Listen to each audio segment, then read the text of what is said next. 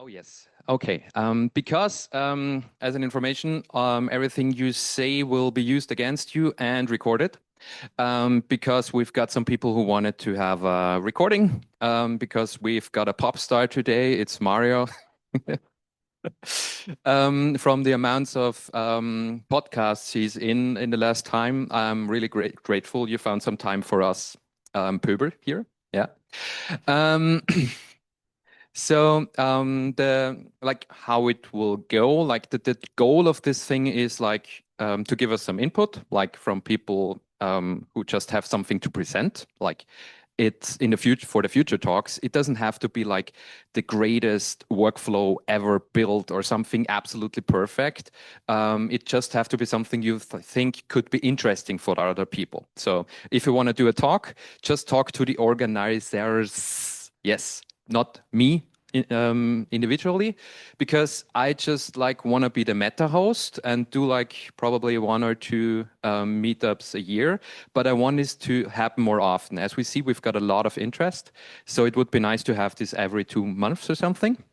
And because of this, I'm very grateful to announce that the registration for the second meetup is already open, hosted by Georg at Wirecube. So he's the organizer. Wirecube hosts it. So, and the third also already open in October at Netconomy.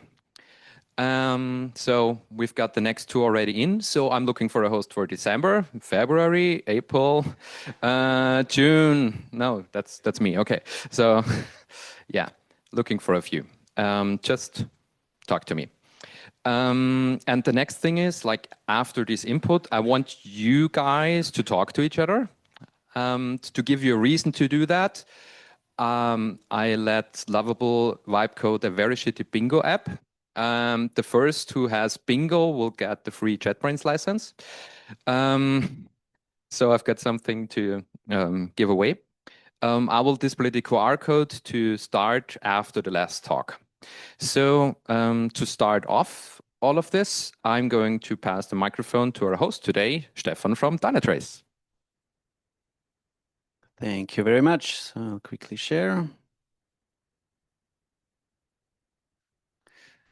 I'm admin, I can just overpower you. Good. So super excited to host the first of the AI Coding Graz meetup and start off the series. So we are Dynatrace. Who knows what the product of Dynatrace is? Nearly 40%. Good. I'll be just very quick. So if you imagine you're at an airport, you're trying to check in, fly to somewhere off your summer vacation, and suddenly nothing works. And this is something which is like super frustrating. And no matter which area you are in, nearly everything is somewhere running with software, be it in the cloud, on your mobile phone, doesn't matter. And this is where Dynatrace tries to support companies in fixing quicker if software is not working, but also helps you overall getting more insights into software. So overall, our vision is a world where software works perfectly. If you, I expect in this area, you know, we are far from that. Good for us, there's a lot of work.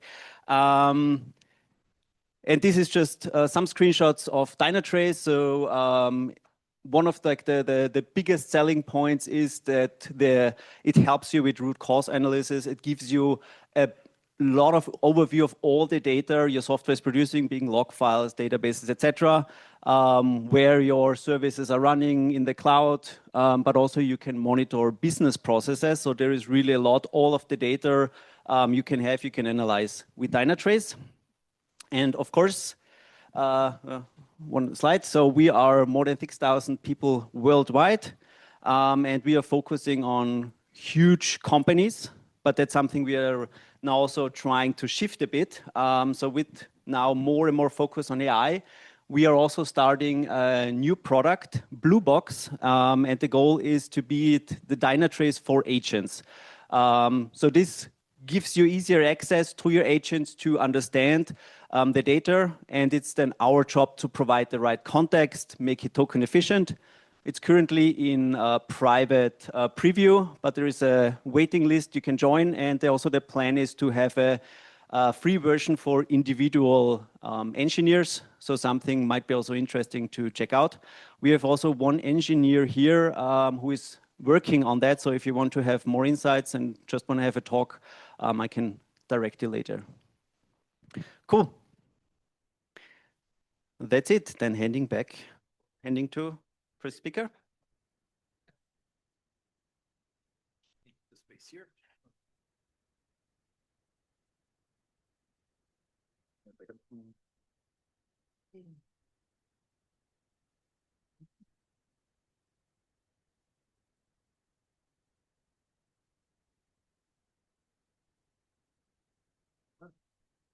Okay, so Simon said I'm going to talk about Pi, the coding agent, but I think that's super fucking boring. So let's talk about something else. Let's talk about how to build shitty robots based on Pi. Before I start, just a quickie. I don't know, is it recording? Oh yeah, sorry. I'm just four-handed. There we go. Okay, so this is going to be annoying.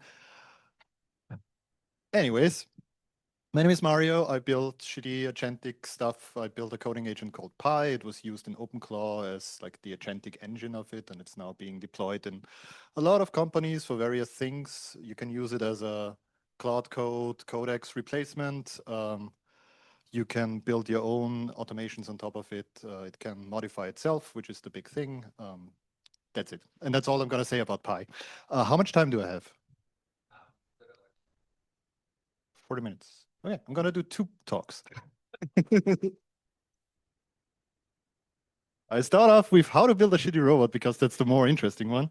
Let me just fix this here because this is annoying. Okay.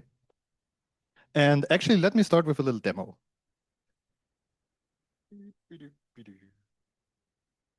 So, since you see this, looks shitty enough, right? This is a paper cup. This is part of an existing 10 euro toy. This is my phone, which I just smashed on the floor outside, so it's broken now. And this is my cable management. You will all appreciate that.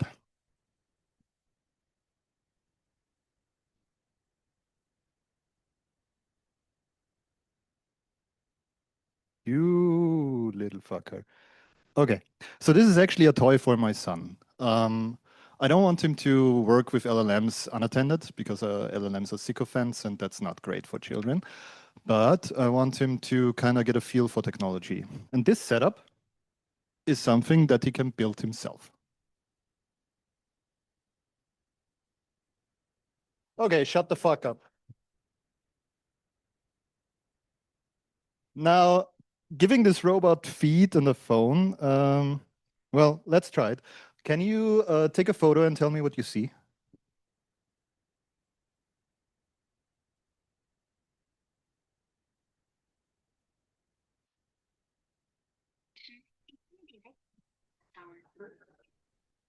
Okay.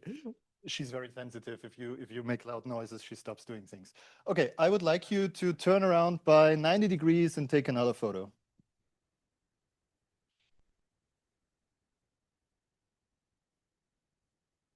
Ich habe mich 90 Grad gedreht und ein neues Foto gemacht. Jetzt sehe ich einen Teil eines Schreibtisches oder Tisches. Es gibt eine Tastatur und eine Flasche Fritz Cola auf dem Tisch.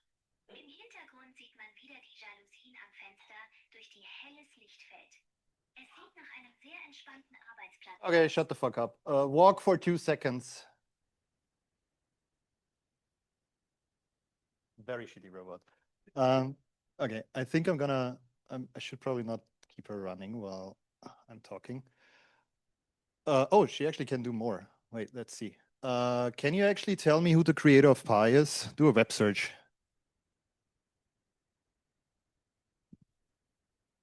Ich habe im Internet nach dem Schöpfer von Pi gesucht. Da es verschiedene Projekte mit dem Namen Pi gibt, konnte ich keine eindeutige Antwort. I'm talking about Pi, the coding agent. Ah, verstehe. Du meinst Pi. Try it again.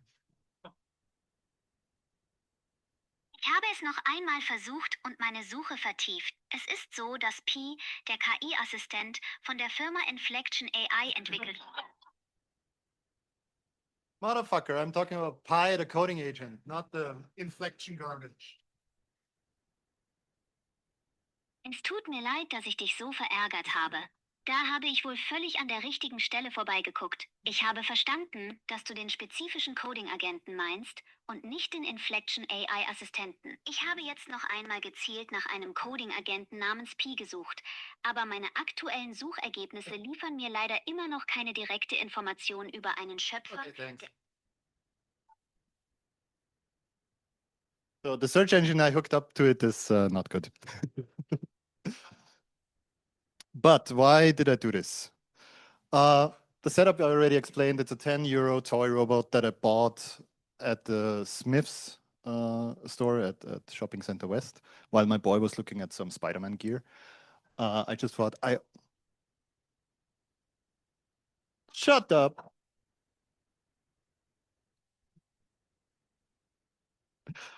I saw the original robot and it looked like this. You see that it's a little different now. The reason it's a little different is because this is garbage. It was advertised as a toy with an LED matrix.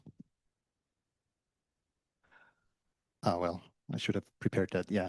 Anyways, that's not how it looks now, and I'm explaining why. So what I wanted to build was basically, I wanted something that has cheap parts, and 10 euros is in the range where I say, okay, that's cheap enough to use violence. I wanted to reuse my phone as kind of the face and the sensor system and actuator system, but not the actual intelligence. It's just basically a display surface plus connection to whatever is connected via USB, plus a way to output audio and input audio. Minimal soldering. This is going to be fun. I said it's assemble. Kids can assemble it, except for that one little tiny soldering job we need to do, but it's only 2 wires, so that's something that dads and moms can do. Private by default. I hate nothing more than sending anything from my child to any company in the world. So my constraint was everything needs to run locally. And by locally, I don't mean the phone, but this machine here. And it should delight. It can be shitty, but it can still delight. And I'm going to talk about how delightful it was the first time my boy used it, and then all the kids in the hood used it together. So Act 1, hardware archaeology. Again, this is nothing about agentic coding, but this is how it starts. You use violence. So I didn't have the screwdriver I needed because I'm a shitty craftsman. So I just ripped it apart, basically. And this is the LED matrix. So it's basically a plastic screen with a printout. And behind that, there was this little PCB, which is very nice. Let's see, can I? Yeah, this little PCB. Who here does electronics? Probably nobody. You're all filthy software people. Okay, cool. So this is a single layer board. Does that mean anything to you? Which means it's super fucking cheap. And that is one of the reasons why this only costs 7 euros. This is where the battery is connected to. This is where an RF remote gets its signal, can send the signal to the little thing. This is the brain of the thing. As with all cheap Chinese things, this is a mystery chip. Nobody knows what it is, how it works. So we're going to get to that again. And this is a box standard motor driver or H-bridge. That means if I send in a signal up here, it sends electricity to those 2 connectors, which run the motor. And depending on which way I send the electricity, the motor turns in one direction or the other direction. So the next thing I did, figure out why it only has 1 motor. Because this thing can walk and it can turn its head. But the mechanism is really cool. So this is the remote that was originally part of this. You see, here's a little gear. If you turn it, that gear turns. If you tell it to walk forward, the big gear turns. But it's all a single motor that does this. So inside here is a little mechanism that's just switching the gears, depending on where the current comes from or which direction the current goes to. So the same motor either turns the head or walks in the direction that it's locked into by being turned that way. And I think that's a fantastic mechanism, like the cheapest possible way to make a walking, turning robot. The Chinese are just amazing. I love them. Okay, after I figured that one out, it was time for me to create a hijacking plan. How can I rewire this to make this work? So I want the legs because legs are cool.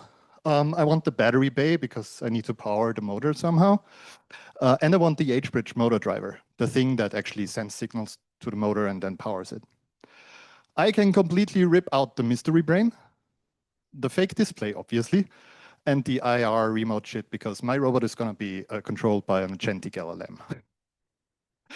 And then I use the phone as the face, the ears, the speaker, the camera, and the USB host because as you see, this little thing is connected via USB-C to whatever is inside there. Let me show you what's inside there.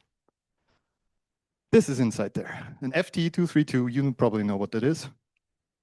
So basically, plug USB in, use pins to send signals into a circuit.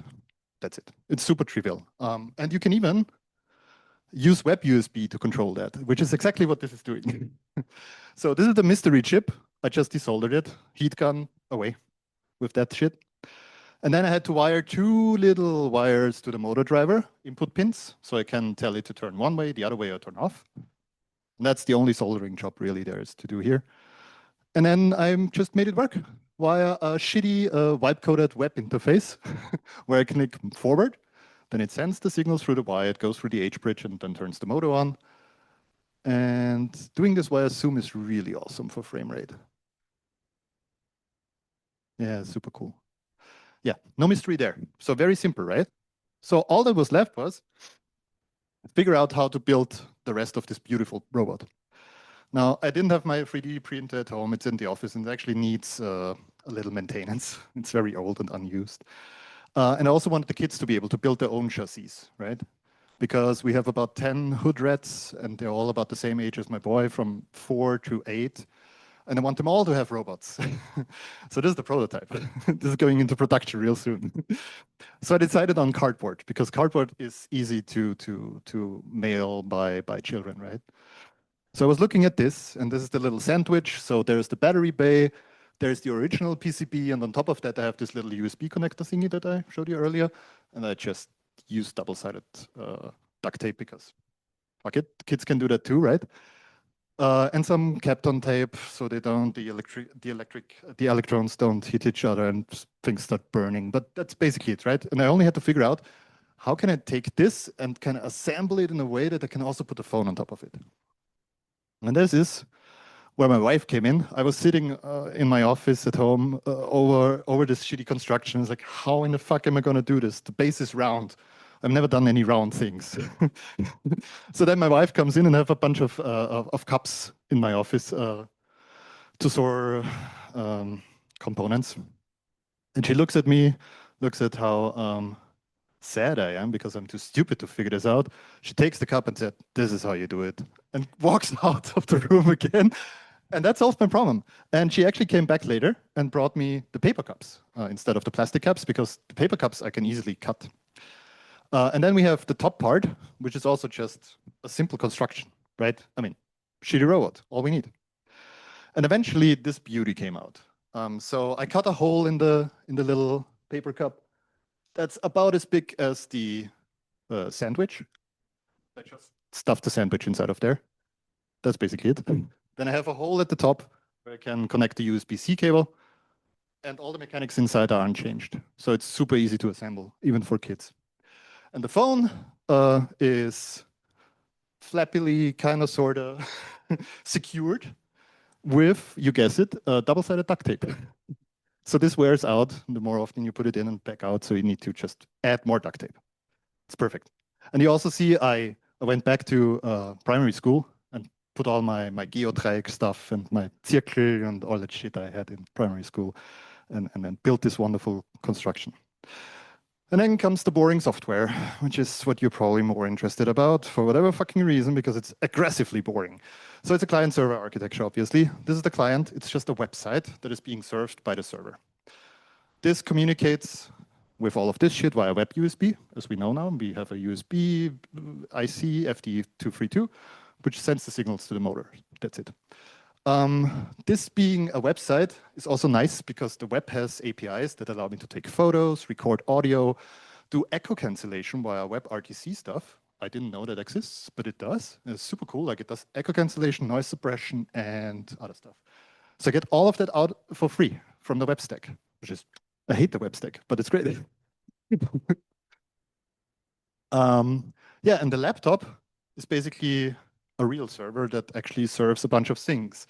So what we need is voice activation detection. So this little thingy records audio from the microphone all the fucking time and sends it to the server. The server needs to understand if there is voice it should react to or not. And for that, you need a voice activation detection model. And there's one that's called, I forgot what it's called, but everybody's using it. Yeah, exactly. So this guy is your expert if you want to build the thing yourself. Sorry, volunteer. Then we need speech to text. So the audio coming from the microphone into my server needs to be translated to text so I can send it to an LLM, right? So for that, we need a speech to text model that runs on here. Nothing is sent to the internet. Then when the little LLM is replying with text, we also want it to be read out. So that's why we need a text to speech model. So the LLM text gets translated into audio, which is then sent to the website or client and played back. Then we need something like memory. How do you think I implement memory for a shitty robot? How are you implementing memory for your Copilot, Claude, Codex, and so on and so forth? Exactly. There's one markdown file per user, and that stores the memory. And if I tell the robot to remember something, it just writes a line to the markdown. That's it. The web search is just, I forgot, I think Brave search. Executed here, results sent to the LLM. So it's just custom tools that I give the LLM, basically. The same for the camera, the same for the motor. So all of these are basically remote tools the LLM has access to. So when the LLM gives me a tool call, I check which one it is and execute it either here or here. That's it. It's super, super, super easy. I can show you the code later. And yeah, the whole orchestration thing. So it's actually not easy to get a good speech-to-speech pipeline, which is speech in, speech out, that works in an environment like this, and it worked brilliantly, right? It reacted to your stuff as well.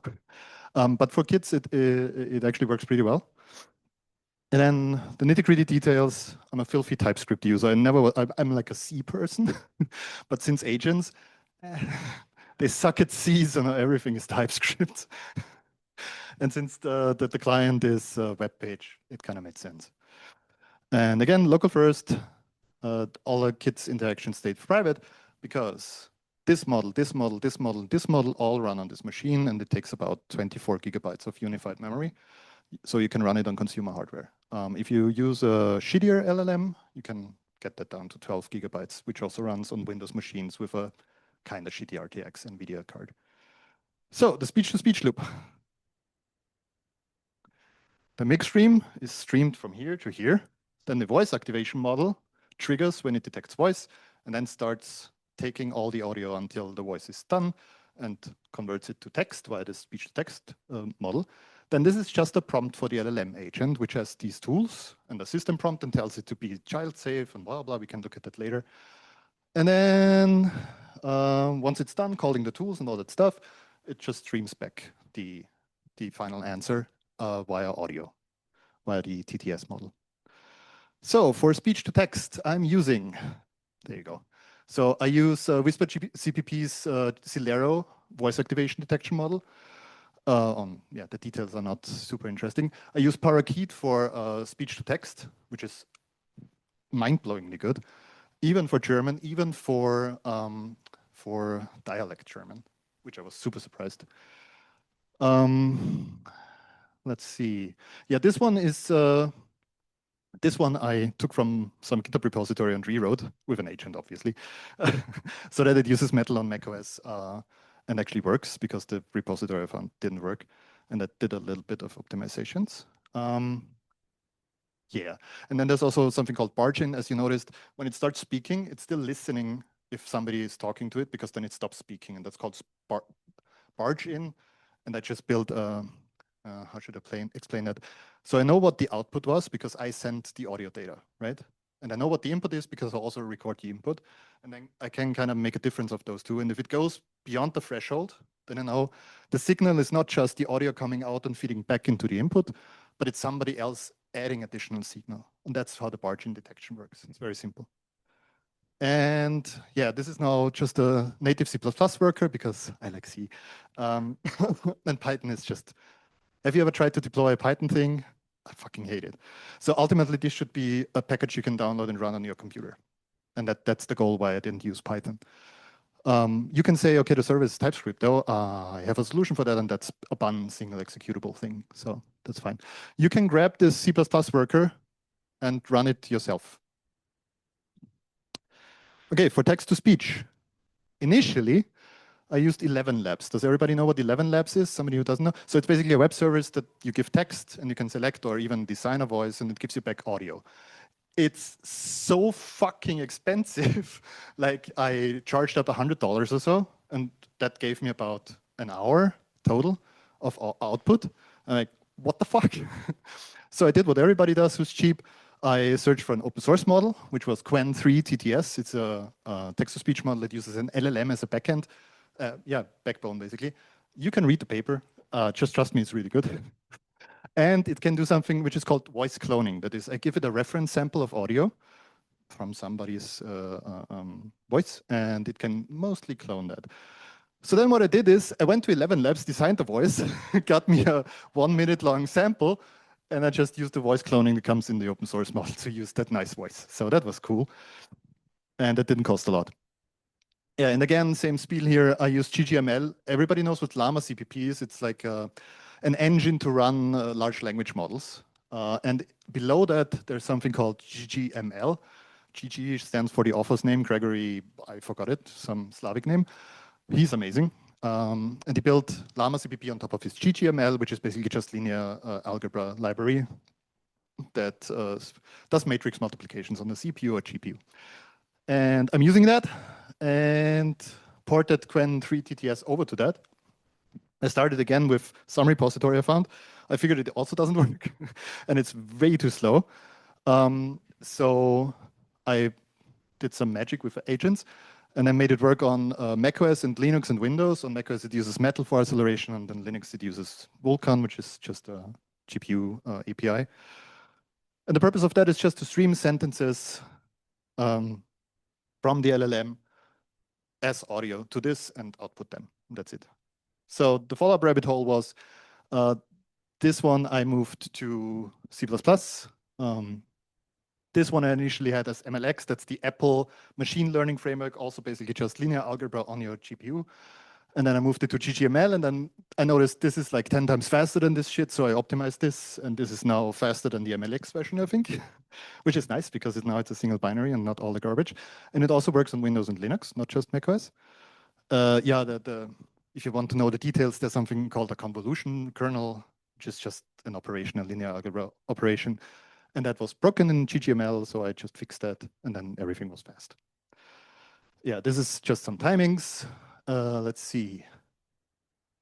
Yeah, so this is Qwen3 TTS throughput. I got 85 frames, which is just the audio frames, the PCM data here for GGML in my fixed up version. The original MLX version gets 50, and the Vulkan version I run on an AMD GPU on a Linux machine. That is also faster as the MLX version on an M5 Max, which is crazy because the AMD machine is a Halo Strix with 128 gigabytes unified memory. It's supposed to be slower than this machine, but not with these optimizations. So this is great because what this means is I can serve text-to-speech not only for a single child, but for up to 4 children from a single machine. And the TTS model and inference is the most compute-heavy part. You wouldn't expect it, but text-to-speech is really super compute-heavy. So I was happy because serving 4 children from one machine here, and then the other one, the Strix Halo, gives me 8 children that can be served. So that's cool. Yeah, what's that? The real-time factor. So it's like, yeah, kind of, sort of 3 to 4 children, depending. The margin I already explained. So, and then local LLM and agent harness. That's what you hear for you filthy software people, right? So for the LLM, I'm using Llama CPP, which is this cross-platform LLM inference engine, which can run all kinds of big and small models. It's mostly used on end-user devices. It's usually not used on servers, on racks. Some people use it on Rex. A year and a half ago, I consulted with the state of Carinthia. They bought their own H100s, and then they had Olama, which is also only for this, right? And actually just Llama CPP. They installed Olama to serve 1,500 employees of the state of Carinthia. Yeah, this is the state of Austria and digital stuff. You shouldn't use this to serve many people. It sucks for that. Use VLLM or SGML for that. But for locally serving one model, because you won't be able to run more than one here, Llama CPP is amazing, and you should use it. And I played around with two models, Gemma 4 with 26 billion parameters, and Qwen 3.6, a Chinese model. So this one is from Google, from DeepMind. This one is from, I forgot who built this. Yeah, okay. And I use quantized models, so 4-bit per parameter. So you can stuff this one in about 12 gigabytes if you use the 4-bit quantization, plus the KV cache. So another 2 to 3 gigabytes if you want around 128K context size. And it's about the same for disk coverage. So this runs fine on this machine, which is 128 gigabytes unified RAM. It would also run on a 64 gigabyte M1 Max. That's what I developed it originally on. And yeah, and then I just serve this with an OpenAI completions API compatible API from Llama CPP. And then I use Pi as the agent harness into which you can easily plug in the tools for the web, the memory, photo, motors. Spotify was also on there, but I didn't want to demonstrate what shitty music I listen to. Yeah. And the tools we already talked about, is a split between server and client. So, oopsie. Web search is on the server. Memory is just write to a markdown file. The LLM orchestration is obviously also on the server. The speech worker on the servers. And the other tools are take a photo, walk and turn, and play Spotify. These are executed here. So this is just remote procedure call, basically, for the tool. We can look at the code in a second. This was the first time my kid used it.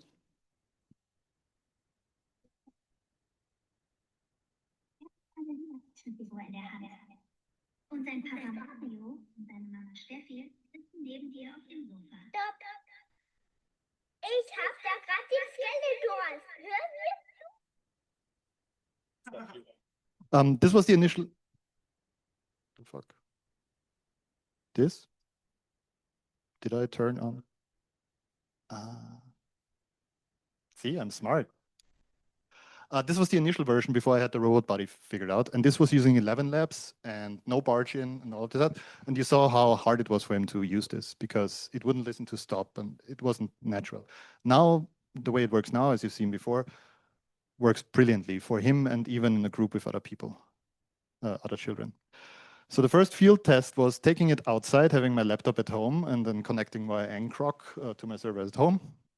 There were 6 children in his age, 5 to 4 to 7, 8, and they went completely nuts. So the outside environment was noisy, but the web stack with the WebRTC noise cancellation and echo cancellation actually made that work, which was amazing. So they were getting around on a table outside, and the little robot was on top of it, and they just explored what it can do. And they made it do a quiz. They made it tell stories about Spider-Man and dinosaurs. They made it take photos. One of them actually brought a book we sometimes read in the hood and ask it to read the book. And that was like amazing.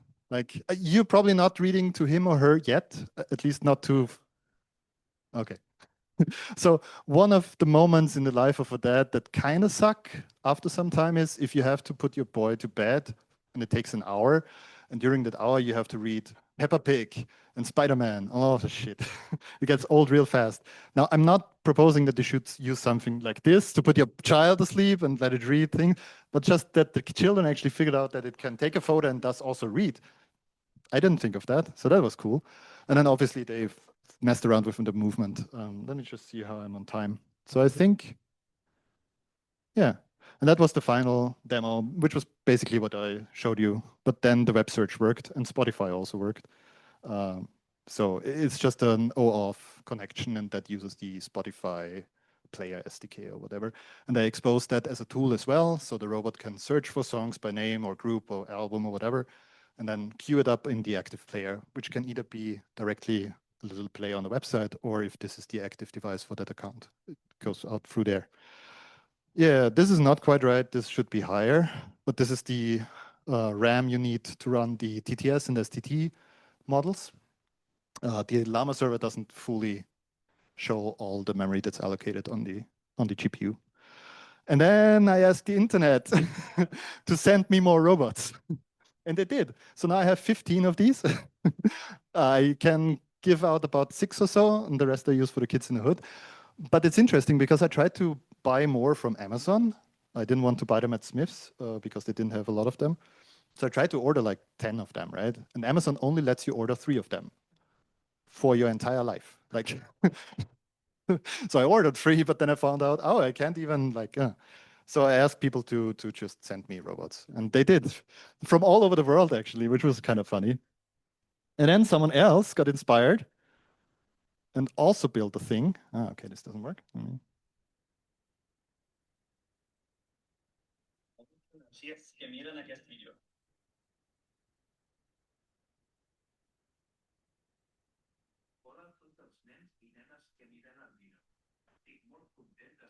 The cool thing about this here is that this is Catalan, so I think a Spanish variation.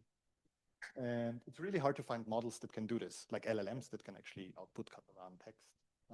And he found that and built his own little speech-to-text thing with those models. But then, to my surprise, he actually bought the same thing with the USB connection. So that was nice. Yeah, and it works pretty much the same as mine because. Yeah, okay. Good. What I learned that I'm still an idiot and don't know how audio works. So cheap toys. There's like a gazillion robots that are as cheap as this thing, which can do other stuff. There are bipedal robots, there are robots with more sensors, and so on and so forth. If you like this kind of stuff, just go crazy and go to Smith's and buy all the robots you can buy. Because for 100 euros, you can basically build an army of very diverse robots. Browser APIs, I hate front-end work. I'm not a front-end person, but the APIs are actually good enough now, even for this kind of hard thing. Like, who here has ever used GPT or Claude voice mode on mobile? Nobody. Oh, okay, a couple of people. This actually works really the same. Like it's as fast, which is crazy. And if I give it a web search, it's basically replacing that for me and for my son. The speech UX is mostly about interruption handling, as you saw, and it's not easy. Ideally, I could log in onto a single voice that is authenticated and it ignores all the other voices it doesn't know. That's homework. And local AI is more than good enough for this. This is a full agentic harness running here. And if we have another 2 minutes, I can show you the code if you want. Yeah, and kids are merciless product testers. So Dynatrace, if you want your shit tested well, invite a bunch of kids, okay? What else? Yeah, I kind of hate LLM and AI stuff now, being in this sector for too long and having done stuff with OpenClaw too. And yeah, I don't need it anymore in my life. But if you want, you can get this on GitHub and try it out yourself. All the instructions on my blog, including the soldering instructions. Even total novices can do this. And you only need a soldering iron. You can get it done. Okay, so I have about 2 minutes more. Then I just show you how little code it is, okay? Am I in the right directory? Yeah. Chip. So this is the photo tool. Oh, you don't see it. I'm so smart. Let me just share more than this. Entire screen. Okay, so who here has written their own little agentic harness, like using OpenAI API and then giving it custom tools? Nobody. Okay, a couple. You should start doing that because that's going to be your future. And this is using Pi. So my abstraction Pi is not just a coding agent, but also a framework SDK that you can use. And here I define a tool. Let me make this bigger. Is this readable from the back? Probably not, right? Kind of, sort of. So we are defining a bunch of stuff here, which is basically just the inputs and output schemas for the tool. And then we implement the tool, and the tool is a remote tool. So what it does is it has a handle to the robot, which is just an RPC connection from the server to the website. or to the client side, right? And I can ask the client side to execute the tool, give me back the result, the photo in this case, and then I give it back to the LLM here. So I just give it the content, this is a type of image, and base 64 encode it and give it the MIME type as well, because some providers need that for whatever fucking reason, because the MIME type is basically the magic bytes in the beginning of the image. And I also have details to let me debug stuff more easily. And then this is how all the tools are basically implemented. So either they execute it here, or we fetch the result from here, or they're done here. It's the same spiel for all of that. And then, let's see. This is the entire harness. And it gets a bunch of dependencies like a bash tool, obviously, so it can also fuck with my computer. And a bunch of, let's see, local context window. Yeah, this is all irrelevant. Yeah, so I fetch my model based on the configuration, and then I just say build harness, and build harness basically does something easy. It creates a new session. This is where we store the messages that I write or the user writes by speech input, the tool results, and the LLM answers. And then I create a new agent harness that writes stuff to that session, uses the selected model, and this is just authentication bullshit. And I define the system prompt and tools, and that's it. And then I just react to events. So if there's a tool call, I can do stuff before the tool call is executed. When the context is being prepared to be sent to the LLM, I actually need to run images that are already in the context, because most providers only support up to 25 megabytes of payload. So about 4 to 5 images it can actually eat. So that's why there's pruning in here. And then I just have the message as the LLM streams in messages or tool calls. I just react to that and pass it on so that whoever executes the tool calls can actually do that. Sorry, whoever wants to take the LLM output and translate it to speech can do that. And that's the entire harness. And this is a full agentic harness. It has compaction, it has retries, it has tool calls and tool results, processing, it has logging, it has durability. I can respawn this and it picks up from where it left. And that's it. And I would say one takeaway for you is look into local models. They can serve you well for many, many automation tasks. No? Give them tools so they become more powerful. Small models don't have world knowledge, but if you give them a search tool or a code search tool, they can become really, really powerful. Like Qwen 3.7, 24 or 32B is actually a really good coding agent. You wouldn't believe it. So if Anthropic starts closing down more models, just switch to a local one. It's not as good, obviously, but it's very close to Sonnet 4.6, for example. And build automations like this. Like in this case, obviously, this is a robot, but you can build like a review agent like this easily. It's like 50 lines of code, tops, right? You get full traceability, observability, durability, just with this simple setup. And you don't need to use the Pi framework for that. There's a bunch of others as well. This one obviously works, and I like it because I wrote it. But there's a lot of these things that you can use that basically work the same. And I would encourage you to explore that more for automations within your company as well. Okay, that's it. Thanks.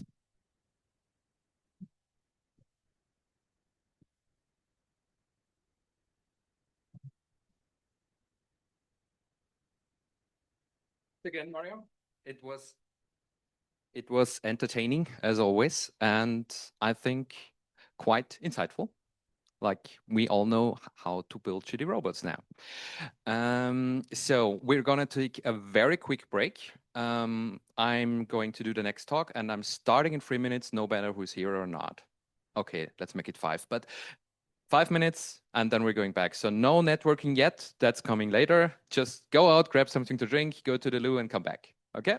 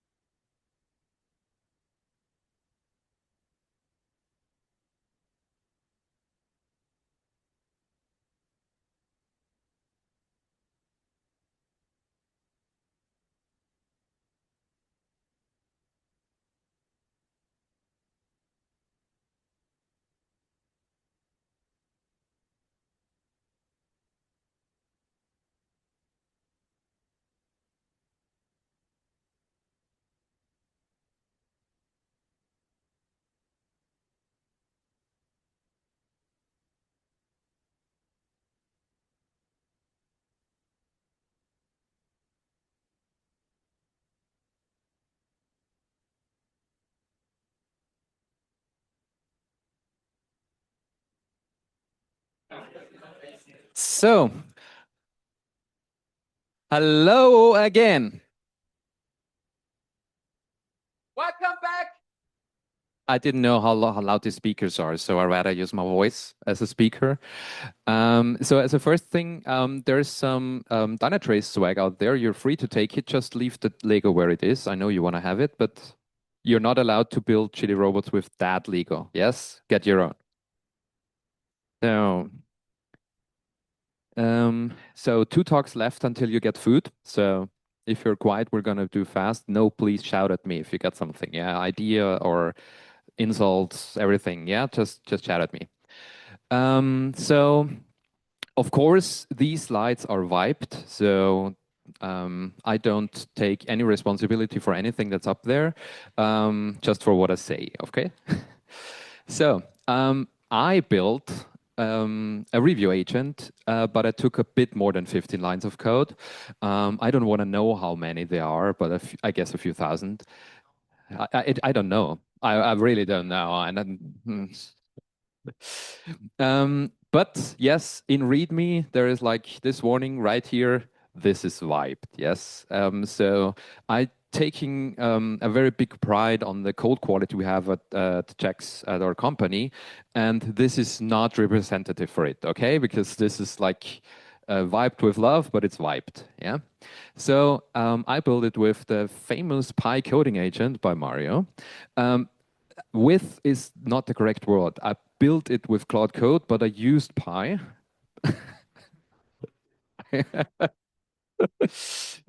I thought about switching, but currently I don't have the time to sharpen,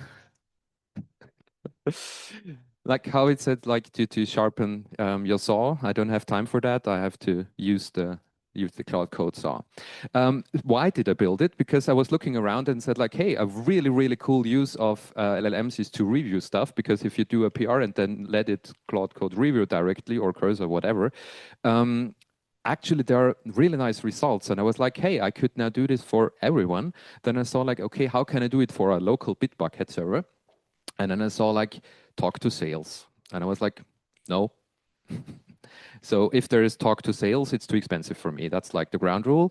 So I said like, okay, there is no product like that, obviously. I'm going to build it myself. And then I started. So what did we do? Oh, I forgot that there is a delay.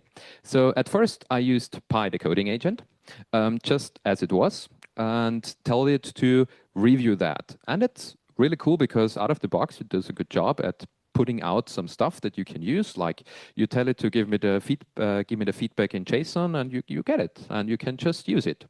So I have a slide on that. I think I let this life build. I learned the Latin saying called fieri iusit, which means I let it be made or something. So like I ask for it to be made. We do. Every time a new PR comes up, I let it look for that and grab it. And if it's from a repository that has a configuration for my reviewer, it will review it. If there's no configuration, it will just simply skip it, which is also nice if you don't want to have it on like a single repo or something or that. And then it does it, and it posts the comments it finds. That was like the very first start. It takes a throwaway Docker container, each review, build it up, then it threw it completely away, so I don't get waste up there, which I changed later because like I was running it on my local computer, like as a server for a very long time on VSL, and to have very much file changes on a VSL is not a good idea. Like if your Spotify starts to stop in between on a half a year old machine, it's not a good sign. And you have to restart it now only to all through 2 to 3 days for VSL to calm down again. So it's better. I reuse the Docker containers now. Yes, it worked, and it was pretty useless because it was really annoying because at the beginning it posted every shit it found. And we started this off with GPT Codex 5.3, and it was like okay-ish what it found. But it was really noisy, and it was like wrong on so many things. So I had to incrementally improve it, let it incrementally be improved. Yeah, and just the unverified model output, it deducted that all by the code. By the way, I did give no intention. Like I just said, look at the commits, look what I changed, and say like write me a talk, and that's it. Like that's. So I added an LLM council, which is what you do right now. So I added some more models to give it the feedback the first model found and say like review if that's interesting. And then I added a second round, say, okay, if you're not sure on the first round, do a second round, and if everything is for it, then post it. So were the findings by GPT Codex 5.3. Being reviewed by Opus 4.6 and Gemini 3.1 Pro at the start, which is still in preview mode. Can someone tell Google to put it out? I don't know. And yes, then we changed that and continued. And I added an audit phase to it tries to read the CI and see if there is an audit problem, and tries to see if like there is a direct upgrade, like a minor version it can do to fix that. And that's one of the moments where I had to think of Mario, because like one thing you said was like now you don't have to think of what to build, but what not to build, because you can just do it.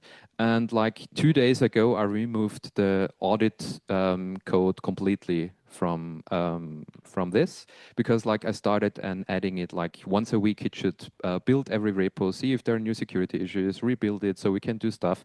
And it was just bloating up the review agent. And actually, it didn't really work. Also because I didn't want to use an LLM in the audit work, because like the time until someone puts in a prompt injection into an audit report is just like, I'm just waiting for it. Yeah. So I always said like, no, LLMs are not allowed in the audit project. That has to be run automatically, like just algorithmically, like in the way it works, methodically. But that doesn't make sense. You need a human to decide on that until now. Yeah, but the really nice thing is it worked with the Bitbucket server. It did really nice reviews, and it used just the REST API to comment on it, to even give proposals sometimes. I think until now it has given one intelligent proposal, like what to change. Like coding is something that needs interaction, so I don't believe in coding agents that do their own stuff unattended. If there are others in here, yeah, we can talk later. Yes. So, and another thing is built. You can mention it, and I named it Carrot. And then I was brought to my attention. Oh, that's really a cool pun for CodeRabbit. And I was like, oh yeah, that would have been very intelligent and cool. But I just wanted to remind myself that this is runs on the intelligence of a vegetable. So it might do some cool things, but it doesn't know why. So yeah, it works, but itself, it doesn't know why. So yeah, like I already said, LLMs like to repeat what they said before, to repeat what they said before, to really repeat what they said before. So there is another one on the LLM Council. And yeah, so like that's how it runs. It has a review pass where it says the Pi to work in JSON mode, use this provider, and just use the tools to review it. Yeah.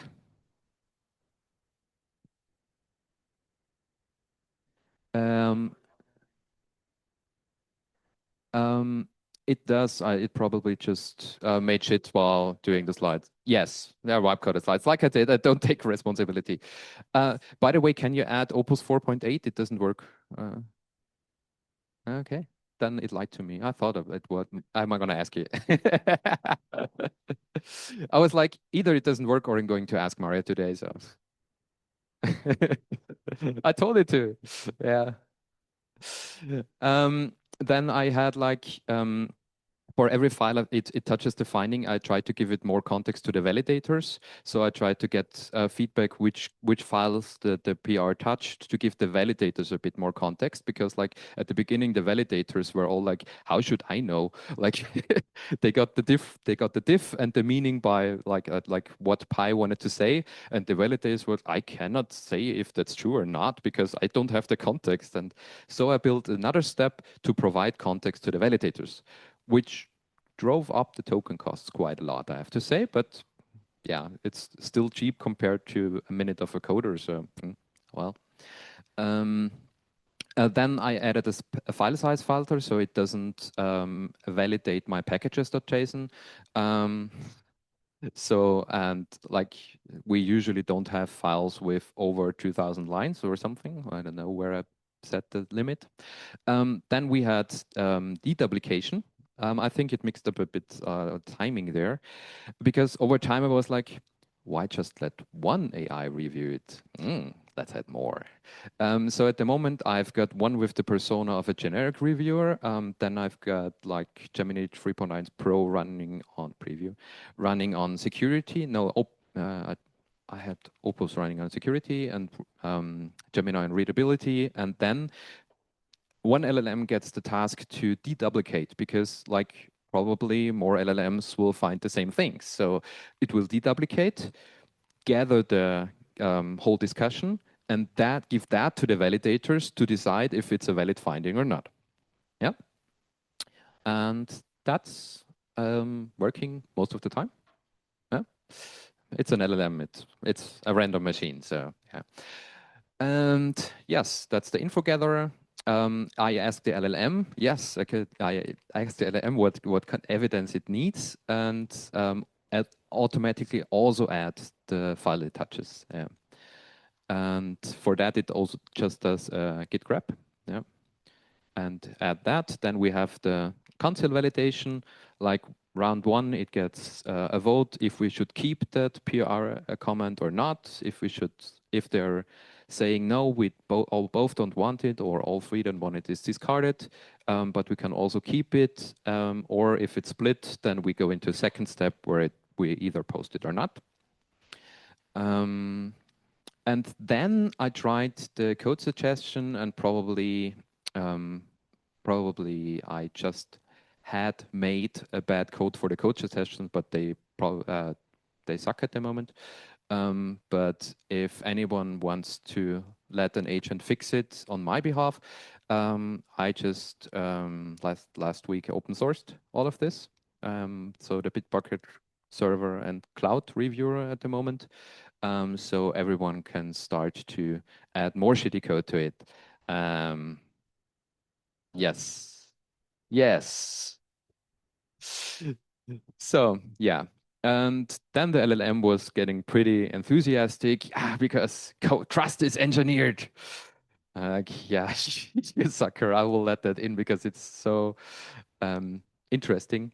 But yeah, like the rule one, authors can't vote on their own findings. That was something that Claude just invented, and I was like, okay.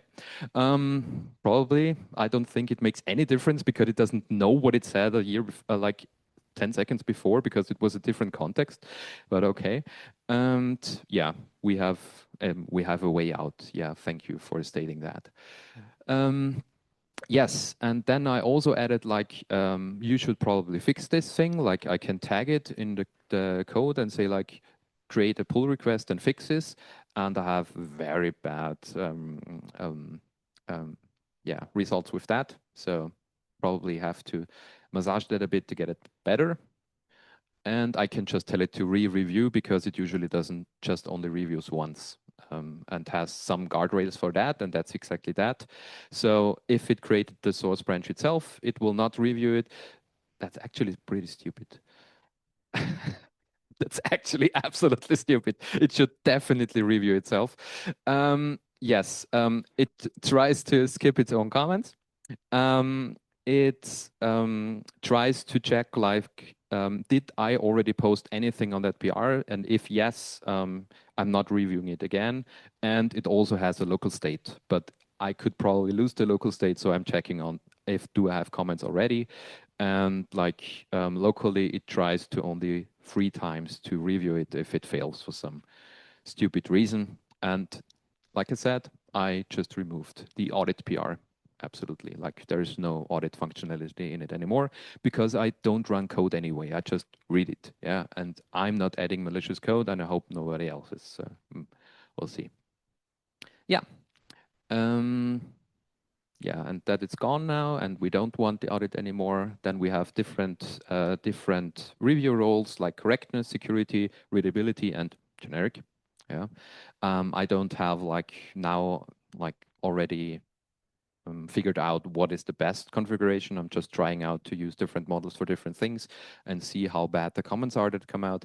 We're just starting off with that. That's just like 1 week old, and I set it to refuse to boot if like a model is not responding, like for some reason Claude couldn't get Pi to work with Opus 4.8, so probably they have to go into a fist fight. Yeah. And it's, yeah, you just need a structure around it. That's the final sentence Claude wanted to give to you. So that's everything Opus wanted to say to you, and I'm proud to have presented it.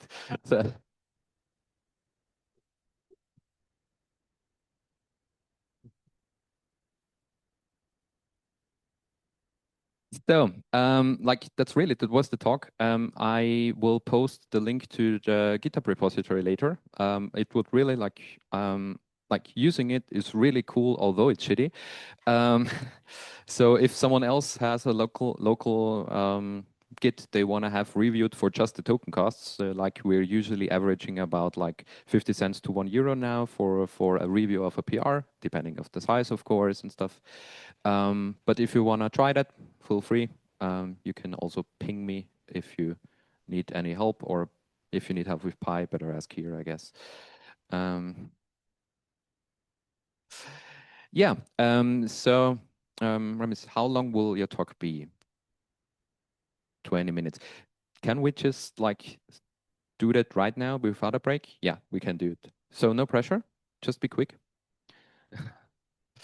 As a reminder, after this, I'm going to post a QR code because I let Lovable vibe up a networking app. And after working with Opus 4.8 for some time, Lovable is really a pain in the ass. It was really feeling like you're talking to an unattentive toddler because it broke as many things as it built. I don't know how you build anything bigger than what I built with it, but I don't know. But it's a really cool output that I don't dare to touch now anymore because now that it works. If you start, you add your details. First, you get a warning that it's absolutely unsafe to enter anything in there. Yeah? I'm taking no responsibility for any data, but it should be public data, I hope you enter here. Then you can either enter your categories, like I work with Pi, I work with Anthropic, I work with that and that. And then your task is to find someone who fulfills each of the categories. So you play bingo, networking bingo. So I'm going there and going scan, and then I know, Christian uses GitHub Copilot, and then I go click, yes. Then I'm scanning David, and I say like, I'm allowed to use AI at work. Click, I've got 2 categories already. Yeah, I'm on a run. And if you meet someone who already fulfilled your category, no matter, you can just add them as a contact. We have LinkedIn and email because, I don't know, I think that's enough. Yeah. Yes, I'm still sharing. I will stop as soon as you stand here.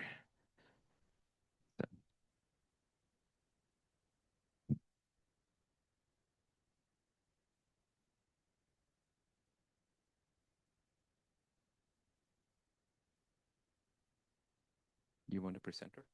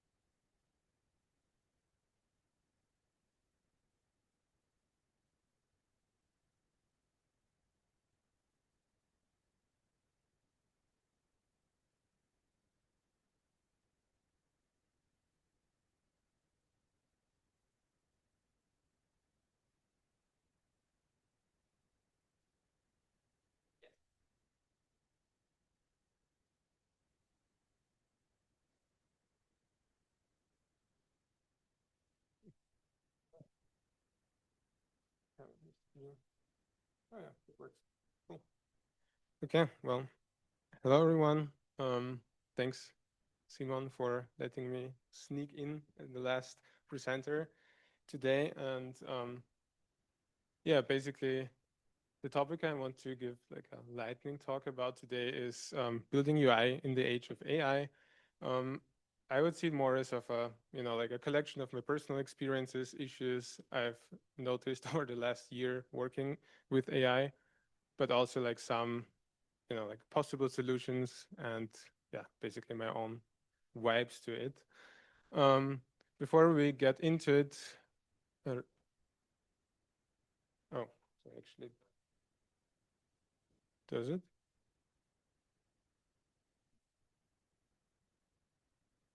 Let me see. Let me see.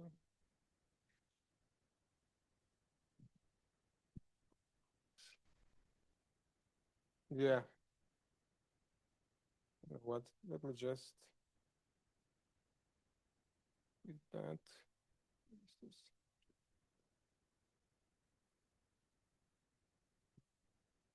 work now? Okay. Then we want to full screen. Okay. So a bit about myself. I'm Ramiz. Work as a software engineer at Arendelle. Previously was a pretty long time at Starship HSA, which was like a fintech startup. And yeah, before that, Invenium and Economy. Already seen a couple of familiar faces over here. Yeah, and I would like to kick it off with something I call the rough edges.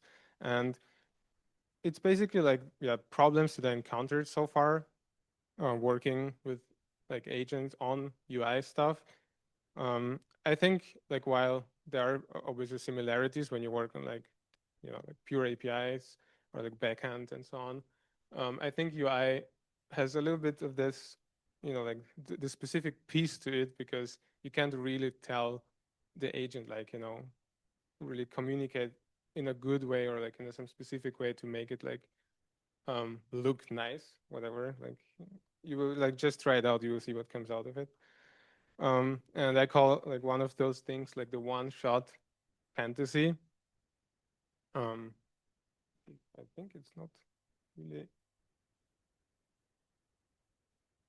just freezing. Okay. Oh my goodness. So, oh. Let me just reshare. Well, that's what you get from a web-coded sharing HTML.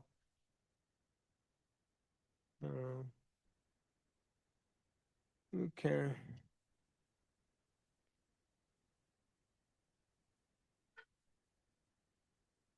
Well, I started the screen sharing, but it's not showing up, man. Dynatrace should game up their screen share, like the conference options. Let me see. Chrome. Okay. Does that work? Yeah. Yes, basically to kick it off, like the one-shot fantasy or like accompanied by the four horsemen of Slopocalypse. Not this to Simon, but some of those we encountered in your slides, which is like the famous alert title with the colored stripe on the left edge, the rounded cards everywhere. The frosted glass card, like after iOS 26, the big thing, and gradients, like gradients everywhere, like purple, but also like I think the newer models prefer orange. Sorry.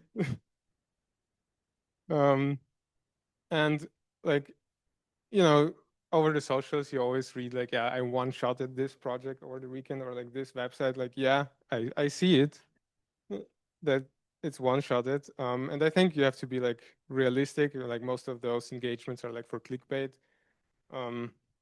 But like, it's like in the early days of Bootstrap, like where you looked at the site and you're like, that's made with Bootstrap. Like the huge header, the hero section, like the 3 sections below, like that's basically what web, like the one-shot projects look to me. And like the other problem I obviously encounter is like, if you leave room for assumptions, well, that's your like one-way ticket for slop. Like you have to be explicit, and I think that's something like on you to be explicit, because like don't expect magic from it to come out if you like don't define your expectations clearly. Don't expect novelty, like those things that are like trained on data, so that like there is no like creativity or like some, yeah, as I said before, like magic inside, even if it sometimes feels that way. And another like common issue I encountered pretty often is like it's missing periphery very often. So like you might like work on something, it looks fine, you test it, and then you actually notice, well, it has like 0 accessibility. You check it like on a mobile viewport, it always looks shitty.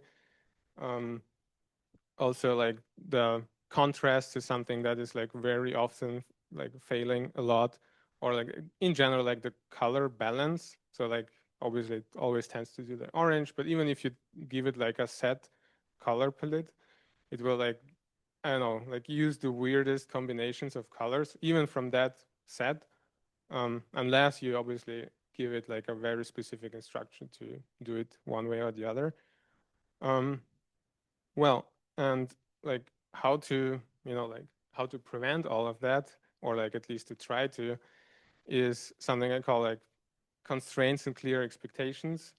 And to be clear, there's like no silver bullet in here. Like I'm not some guy on Twitter, like that's the solution, you have to do it that way, and it will be all perfect from that moment on. That's just like observations I've made. You may have made different ones. If so, like I would like to hear them afterwards. So like over the next couple of slides, I'm gonna go over like stuff like references, articulation, skills, an actual design system that's still a thing nowadays, and enforceable boundaries for the agent. And I kind of grouped them together. So like references, articulation, like on the references side, you want to be explicit like all the time. So what I mean by that is like you have to tell it exactly what you want and what you don't want. Like negative examples are sometimes like pretty helpful, because in some occasions I kind of encountered a situation where like, well, you tell what you want, and then it like you see it already like, in the thinking progress, that it tries to trace over into some weird state where it's like, what the hell are you doing, man? Like I didn't tell you that. So it's always good like to catch it even before that and kind of say like, well, that's what I explicitly don't want. I kind of try to compare it to the days pre-AI, where you had your fancy refinement meetings and like proper ticket descriptions. So like if you write a slop ticket, like no one is gonna understand what should happen here. So like consider like a refinement. So like set a clear expectations and no goals. Visual references, that works, or like at least in last couple occasions I used it or tried it, worked pretty nice. I will come back to it a little bit later, but essentially like if you have existing visual references handed over from design, or like even just screenshots from existing projects or like from other websites, those are pretty helpful, obviously, like for models that have like vision support. On the other side is like learn the terminology. So like what I mean by that is explaining what you want to the LLM might be sometimes not that easy. And like, say the words. And I have actually a site linked here in the end, that basically like kind of has an overview of all the terminology that people in design are using. And sometimes it's like really helpful to just like know exactly, like pinpoint the agent like what you mean by certain things. And what it helps with, well, obviously are getting faster, or most of the times faster to your end result. But another thing is like if you have to clarify some change 3 times in a row, like that costs you tokens. I mean, it might be not an issue right now, but it might become in the future as the token cost probably increases. But like as a general, I would say like showing is better than telling. And I would add an add-on, which I also will like showcase in the end, that showing and annotating what you show is even better than just showing.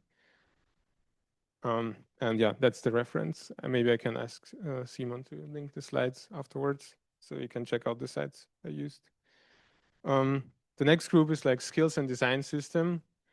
Yeah, like there are thousands of skills, probably millions of skills out there, and like everyone claims like whatever is the next big thing and will solve like all your problems and all your agents' problems. But from my experience, it's like not that easy and simple. There are like a bunch of framework specific skills, agnostic best practices. I would say there is definitely a thing to like try out what other people are using. But like in my experience, like agents with skills are like if you tell your kids to clean their room from toys, like that's how an agent usually like discovers the skills on their own. So like most of the times never gonna happen. That's like in my case, like in my experience, I usually just like tell it exactly like now I wanted to use that skill to do that specific task. Then it works most of the times. Sometimes like even if I have like a long session and it's actually like I like to work with to-dos, which is basically markdown files, and over like let's say I have a really large session, I do like manual compaction and then do like a compaction handover into the to-do, and usually like I would expect, well, if there is a list of skills within this to-do, it's probably a thing to use them, but not really. Like even then, like if it's explicitly in there, just call it out. At least for me, that was like the most effective way. And yeah, like to circle back on what I mentioned initially, like, you know, millions of skills. I would not necessarily jump on every hype train that is out there.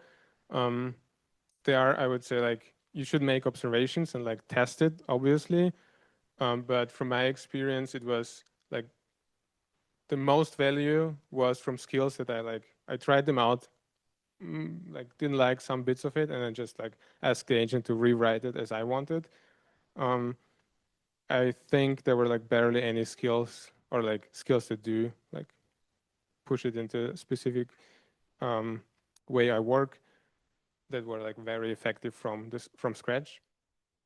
Yeah, the other thing is like design is also key in my experience. Like if you have an existing design system, it's basically like you already have a referenceable baseline for the agent. In my opinion, it's very important because then you can act against or like this baseline, and you can use it as a friction point, because whenever the agent has the freedom to wipe something, they will do so, and in a in a bad way. So like if you have a design system, use that as your friction point. Ideally something that you can enforce like mechanically, so like it would hard fail if it doesn't fulfill the requirement. And well, it acts as a sort of like single source of truth that prevents like the slop creep. Like we like basically also over the last year, or actually it's 6 months at Arundel, I already experienced like that slop creep is like a real thing, and if you don't like act upon it aggressively, you will just like, have like a fun times cleaning up. Like you might say like, well, I'm not gonna like manually clean it up, like an agent will do it for me, which is true. Like I'm also not gonna manually clean up all this shit.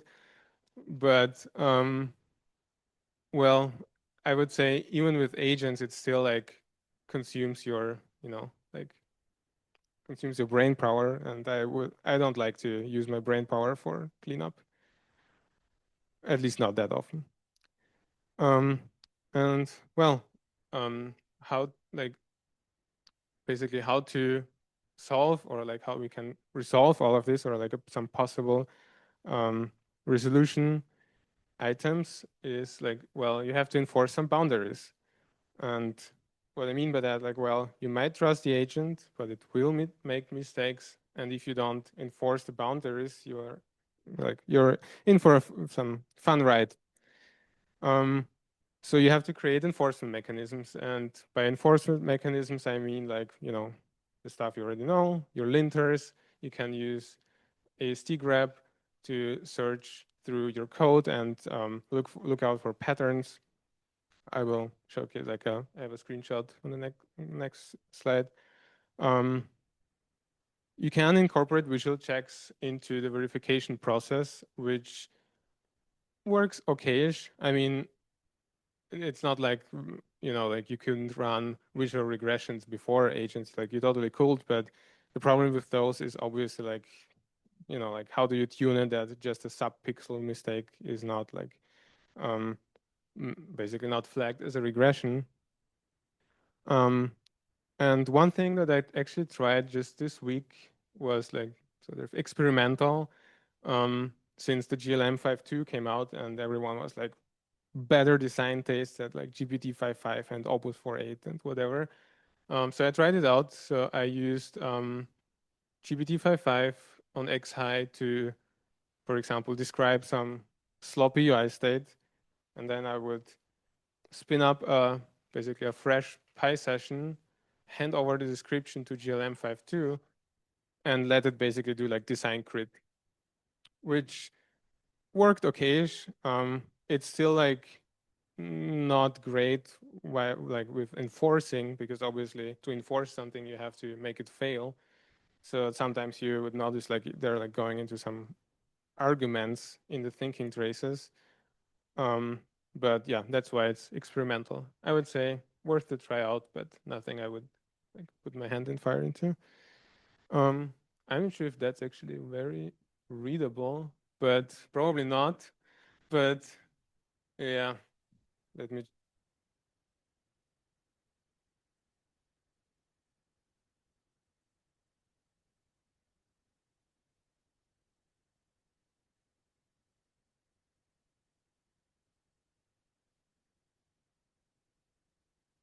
Less electricity this way. That's the purpose. Yes. Blank screen was Oh, wow. We should actually come back. No. Okay. Just place the one. Oh, no, it's the front camera. So let me see. That's fine. Oh yeah, I can't change the zoom. Well, so that's how What are you doing? that's sort of how it looks like in our, like, I just make a mistake intentionally. So it just flags up the so-called block, or like this mechanical friction. So essentially it's just like a AST-grep rule that runs like whenever some change happens, there's like a make check, and then it runs the linter. And what it does, it basically says like, well, using raw HTML buttons is a huge no-no in this code base. Use the componentized button primitive.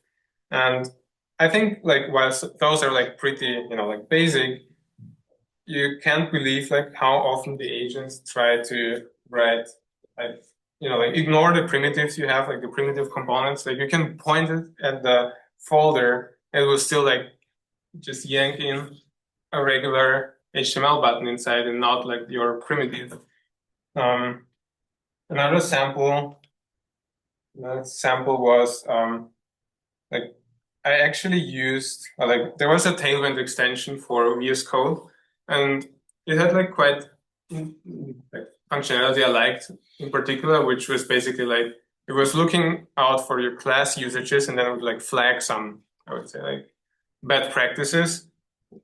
One of those is like this one. So essentially, if you try to apply two classes which modify same properties, it will like, scream up. And that's also like what I discovered, what the agents are more than often are doing like a lot, which is annoying. Like, it's just like,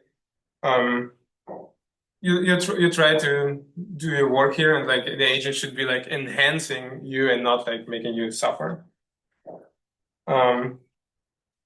Well, to kind of close off with lessons learned so far, it's basically like, I mean, like everything of that is like from my personal experience or like shit I read on the internet.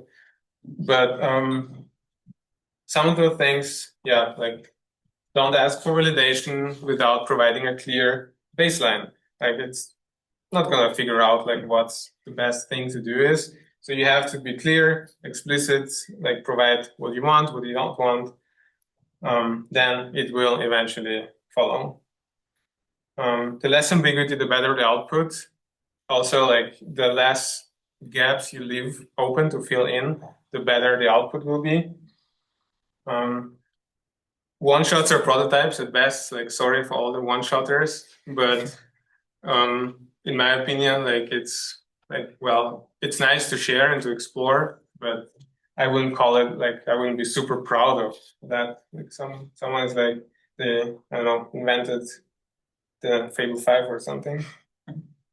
Although like the counterpoint to that is, while one-shots are prototypes, like with the help of AI, like prototypes got incredibly cheap and like insanely fast. Sometimes like, like the weirdest, or like maybe the best ideas, but also the weirdest come to you like when you're not on your Mac. So sometimes I would just like brush my teeth in the evening, and then I was like, oh hey, like I would like to try that out. So like, back at that when Claude code was still like superior, I would just like use the app, one shot, a prototype quickly. But essentially, I think like the benefit of it is like, well, you can use it to quickly validate stuff, like if it works or not, or like maybe just to say, well, is it worth exploring? And I don't need to see it like for 2 days on a prototype, doing it manually. So there is still a room for one shots. Let's end it this way. Working prototypes are, in my opinion, now like worth more than static mocks. And what I mean by that is also like when collaborating with design, it's actually right now became like a lot easier to communicate like the user experience the designer is kind of imagining. I mean, obviously you could hand it over like Figma prototypes before, but like they had their limits. And right now, like sometimes the designer white codes something, like hands it over to me. Like it's pure slop, obviously, but at least I can get like the sense of like what the interaction was meant to be. And like the visuals are good. And I can use that as the reference for the agent, which works, in my opinion, like obviously way better than like just an image. And like last but not least was like, well, some problems spark ideas for custom tooling. And what I mean by that, I'm going to showcase in the next slide. But essentially, when, what was it? Cloud Design came out, I just tried it out briefly, and I kind of liked how they did this annotation feedback thingy. So like where you could like prompt it and then like spit out some slop, and then you kind of could pinpoint to each single HTML element and say like, like make it whatever black, like stop using the rounded corners. And I kind of wiped this myself with Pi. I basically just asked Pi to build an extension, and it's like just a really sped up video I recorded. So like on the top right, you see the overall goal for this session, kind of, and then like you can see that they annotate like the elements on their own, and basically just asking them like no rounded corners, no gradient backdrop, like make the text smaller. And what it does, it essentially like feeds back my feedback with some metadata, like, well, where is it in the DOM? What's the current styles applied to it? And like feeds it all back into the loop. And then like the agent starts working on it, and you receive still a sloppy version of it, but a less sloppy one. Feel the gradient. Yeah. And yeah, with that, I would like to close out. Like, you should, in my opinion, like defer the monotony to the agent, but like not your judgment. So thanks you all for your attention, and yeah, let's have a chat. And looking forward to your experiences.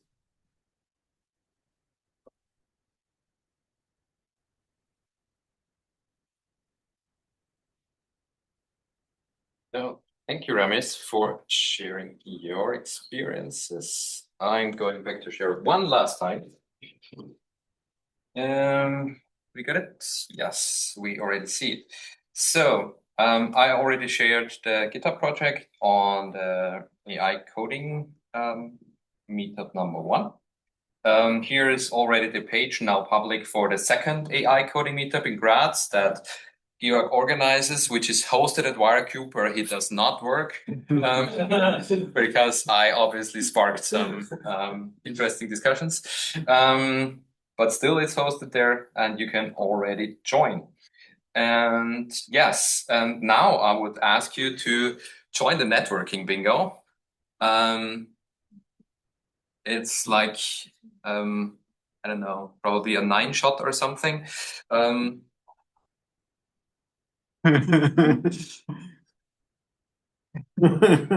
So it has all of the signs of the slopocalypse. Yes, thanks for that term. That's nice.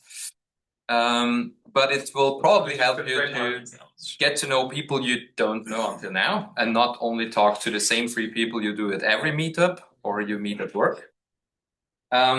So yes, if you have this, you can. Oh, wait, let me show it. You can add your categories here. So, oh well, did it? Uh-oh. It really fucked up in the last. Now it works again. It's just super slow because like there are 14 categories. Of course, it takes a few seconds to fill. Yeah. So you can select here what you do, like with what you work, and then someone else can try to fill up their bingo, like how many squares are already filled. And if you don't remember who you met later, you can see under my contacts who scanned you and who you scanned. I hope it saves it. See? Yeah, I don't take any responsibility for this app. And yes, and then you can just scan people or just add this code, and then you can connect. And the first one who thinks who has all 14 categories can come to me. And I really do hope I get another BitTorrent license. I think so. Yes. And with that, that's it. There's two quick from my side. So I'm going to organize the second meetup of this series, and we're still looking for talks. I know there's very, very much talented people here in the audience. So if there's anyone, getting your hands dirty with projects that you want to share, please come up to me, come up to Simon. We are really interested to give you the platform to also speak to everyone who's interested in AI, because I just get the feeling that everyone is kind of building like in its own rabbit hole, and this is really the platform to share. And whatever interesting projects you have, not everyone is a Mario Techner, so just come up and present next time. Yes, and still looking for organizers, please also come to me for that. And other than that, yes, question? Please display the barcode once more. Yes, and also like you can just press share this app, and everyone who has this app can now share this app. It's going viral. Where's the donation button? Klaus doesn't need donations. Tokens. Lovable also doesn't. They're a unicorn already, I think so. Part of many gradient. Yeah. Because I didn't interact with it. There are going to be like bread and beer and other drinks outside. So you're free to stay and network and bullshit bingo. Thanks for coming until now.